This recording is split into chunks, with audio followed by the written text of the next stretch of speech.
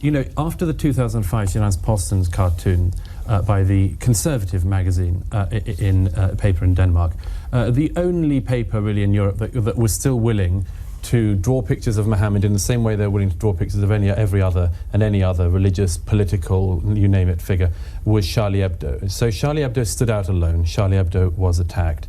That's why I've suggested that there's really only two options that the press in particular can go on from here. The first is that we all agree that we live under an element of Islamic blasphemy law. I think that would be highly regrettable. I don't think that is what our society should live under. I think we should do everything possible to avoid it. But if we are going to avoid it, I think that it's going to have to be done unanimously. All of the newspapers, all of the magazines, the BBC, Sky, Channel 4, should unanimously publish the Charlie Hebdo cartoons. By Douglas Murray from the Henry Jackson Society and by Maajid Nawaz from the counter-extremism think tank, the Quilliam Foundation. Now, he received death threats for tweeting a cartoon of Muhammad and Jesus last year. Douglas Murray, is this a new kind of terrorism that we're facing now, in the sense that these people were clearly highly professional? It looks pretty certain that they were trained on foreign battlefields and that they're operating in small units that doesn't involve the massive kind of planning that 9/11 involved. It's new in that way, as you say, the highly trained killers. It's not new in other ways. We've had for more than a decade now attacks on people who have asserted their right to free speech in Europe, attacks on the cartoonists in Denmark. In 2010, one of the Danish cartoonists had an axeman trained by Al-Shabaab who came into his house and tried to decapitate him. There have been, of course, the murder of Theo van Gogh and many, many other assaults. I'm afraid it's a very long list now. It's a long list, but it may be getting even more fatal, in that the people yesterday clearly knew what they were doing in a very professional way. They're homegrown. They're French citizens. It looks, as far as we know, that they were born in France. They spoke French without foreign accents. And it also looks like they were trained by foreign jihadists. It does indeed. And what these people are seeking to provoke in Europe, across Europe, is a form of civil war between Muslims and non-Muslims. They seek to divide our communities, which makes it even more important for us not just to stand united, but actually to do something else, to go a step further. And that is to fill the vacuum in the middle of what I call the aggressively liberal centre ground. Liberal with a small L. That means everyone gets involved and reasserts the way in which we cherish our principles of freedom of speech and human rights. If we don't do that, that vacuum will be filled by both neo-Nazis on the one end, who we've seen are already attacking certain kebab shops and mosques in France, and Islamist extremists on the other.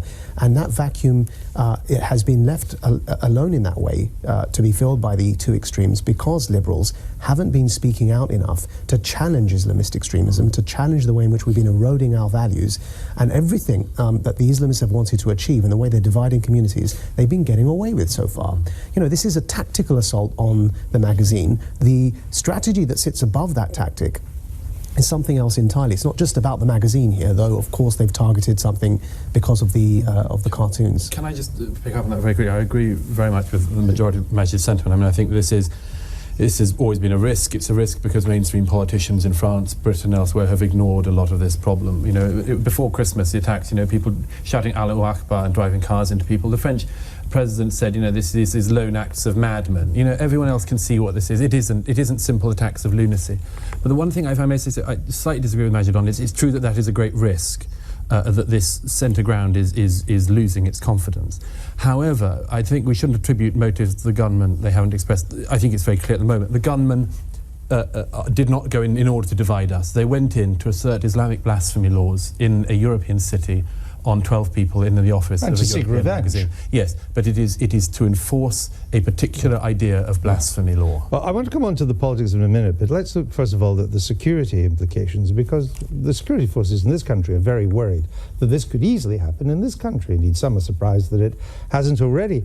There is now huge pressure on the security forces to deal with a new and evolving form of terrorism that is harder and harder to capture, because if you're not putting much advanced planning into something, there's not much chatter to listen to, there's not much you can detect. until it happens. Well, you always have this arms race between terrorists and security forces. They always come up with a new method. If we make a target hard, they'll move to a soft target. They'll find a new way of getting around it. So there's never a complete answer. But it was interesting, after 7/7, we feared there'd be a series of copycat attacks. We feared there'd be a whole range of these attacks. In fact, they didn't happen in the end. They didn't happen partly because the security services were very effective at stopping them, and partly because there wasn't the motivation for it. But they did happen, didn't they? I mean, the 21st of July 2005, there were 4 people who went on with bombs to the London Underground to do another 4 suicide attacks. Yep. Unfortunately, from their point of view, their bombs didn't work perfectly, but there were certainly copycat attacks. That was an attempt to replay the 7/7 bombings a fortnight after the bombings. Exactly, I remember it very well. And we spent a long period in a fog of war trying to chase after them and find where they went. So there was an immediate copycat. What we feared was this was going to be a new pattern, that you'd have more and more of these attacks. Sure. As I say, the reason they haven't happened is partly the success of the security services in their prosecutions, partly because there wasn't the motivation for that to happen. And I hope that will be the case here, but it may not. But we are in a situation now where these terrorists, the ones in France, and indeed the ones in Britain that beheaded Private Rigby, are homegrown. They've grown up in the countries that they're now attacking. They have the ability now to go abroad and be trained in Syria or Iraq or in the Yemen in the latest and most efficient forms of terrorist activity, and then very quietly come back. Not quite lone wolves necessarily, but very small cells that have no elaborate infrastructure. And that is a new challenge for the security services. It is indeed. If you're going to have a lone wolf with some training coming and doing things, there isn't the chance you can't trace them. It's true. As I say, there's an arms race. So the police and the security service will have to find new ways of trying to deal with them. Do we spend enough on our security and intelligence services? Yes, we increased enormously the amount we spent on the security services. But is it enough as the threat Well, grows? there's never enough. You have to make balances between what you spend on one thing and on another. But yes, I think we do spend a great deal on counter-terrorism. Do the security services and the intelligence services have enough powers? Yes, I mean, I think there is always going to be a tension between those who want to ensure our liberal state, that we don't have ourselves, find ourselves monitored the whole time, and those who want to make sure that security is tight. I would be with those who want to have tighter security when possible. In a sense, the terrorists are winning, aren't they? They've cowed the Western media into not repeating the cartoons. Not only are they winning, they've won. They've won. Terrorism works. That's the brutal fact of it. Terrorism works. And a lot of people will take lessons from that today. You know, after the 2005 Jyllands-Posten's cartoon by the conservative magazine in paper in Denmark, the only paper really in Europe that was still willing to draw pictures of Muhammad in the same way they're willing to draw pictures of any other religious, political, you name it, figure, was Charlie Hebdo. So Charlie Hebdo stood out alone. Charlie Hebdo was attacked. That's why I've suggested that there's really only 2 options that the press in particular can go on from here. The first is that we all agree that we live under an element of Islamic blasphemy law. I think that would be highly regrettable. I don't think that is what our society should live under. I think we should do everything possible to avoid it. But if we are going to avoid it, I think that it's going to have to be done unanimously. All of the newspapers, all of the magazines, the BBC, Sky, Channel 4, should unanimously publish the Charlie Hebdo cartoons at a particular hour, because as Ayaan Hirsi Ali said after the Danish cartoons row, we have to spread the risk around. It cannot be that a single cartoonist is holding the line for all freedom of speech, or that a single small satirical magazine is doing it. It has to be everybody. I must say, I don't agree that terrorism works. I mean, Jim Pryor, the former Northern Ireland Secretary, said the other day that terrorism works. Terrorism works in terms of getting attention. Terrorism works in terms of dividing, or it can work in terms of dividing. Well, it's but it worth doesn't it no work. British newspaper has repeated these cartoons. They're cowed, aren't they? Yeah, I hope they're not. Well, I think. But they have been. Well, I think, well, having gone through this myself last year, I think people have been cowed, and I think not only have people been cowed, it's highly regrettable that in some instances the very people that led the charge to have me deselected as a Liberal Democrat parliamentary candidate for saying I wasn't offended, merely not being offended at a cartoon, have been re-invited back onto the BBC as moderate spokespeople, claiming that somehow this is an issue of freedom of speech and that they are not offended. And these are the same people only a year ago that led a lynch mob. So we have surrendered over many years to this constant fear of offending Muslim communities. Well, actually, there are Muslims within Muslim communities who are dissenting voices, who are liberals, You can who are understand attempting why, to though, break can't those you, if taboos. this sort of thing happens? Can I Of course, but no, we have to. Where does this end? What I'm arguing is that there has to be a European-wide civil society-led response. There has to be a European-wide government response. And this idea of, I was arguing the same in another interview. This idea, I called it a reverse cartel. The editors need to get together, and they do need to share the risk, and they need to say enough is enough. Satire plays an important role in democratic societies, and freedom of speech an even more important role. And what is that role? And we have to understand why it's so important. We cannot devise policy or law without the right to speak, and it's as simple as that. But you were on Sky News earlier this morning with not a jihadist, but certainly a Muslim activist. Yeah. Quite an interesting interview there, discussion in the aftermath of the Charlie Hebdo, attacks back in France. And I agree obviously with everything that was said, except for I would take a little bit, a different take on the fact of whether terrorism works or not. In the short term, after a terrorist attack, after a violent attack, after anything that takes the lives of humans that have not done a single thing wrong at all, innocent humans, innocent civilians that get caught up in the terroristic acts of these fundamentalist extremists. In the short term, does it cause terror? Yes. Does it cause fear? Yes. Does it cause anger? Yes. Does it cause resolve? Absolutely. And I think in the aftermath of these attacks, when things begin to settle down and life begins to get back to somewhat normal, then things, as I said, you just go back to your normal lives. That's what human beings do. It may be stuck in the back of your minds or whatever, but we're still going about our business. So in that sense, I don't think terrorism wins in the long term. Now, security-wise, the gentleman from 10 Downing Street, in charge of security, basically saying the same thing, that he doesn't feel terrorism, it doesn't win out completely.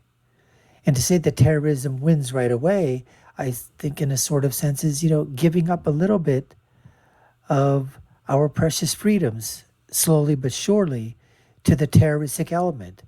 And I don't think anybody, really wants to do that. And as far as spreading the risk around, that's what everybody out there that decides that they want to capture this freedom of speech, freedom of choice to do whatever you want,